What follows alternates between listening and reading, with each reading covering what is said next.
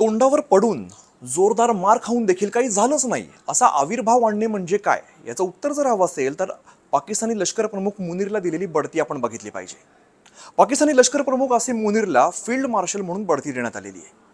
पंतप्रधान शहबाज शरीफ आणि मंत्रिमंडळाने हा अगदी अजब निर्णय खरं तर म्हणावा लागेल आणि तो घेतलेला आहे. भारताविरुद्धच्या ऑपरेशन बुनियान मार्सूस यामध्ये पाकिस्तानने कसा मार खाल्लाय हे साऱ्या जगानं बघितलेलं आहे. पण पाकिस्तानी लोकांना खोट्या भ्रमात ठेवण्यासाठी पाकिस्तान अशा कुरापती वारंवार करत असतो आणि इकडे सुद्धा अगदी तसंच झालेलं आहे. सैन्याचं नेतृत्व केल्याबद्दल मुनीरला ही अनोखी बढती देण्यात आलेली आहे. खरं तर फील्ड मार्शल ही पाकिस्तानी सैन्यातील सर्वोच्च हे लष्करी पद आहे जे जनरल पदपेक्षा सुद्धा वरचं आहे. पाकिस्तानात 5 स्टार रँकचं हे पद मानलं जातं.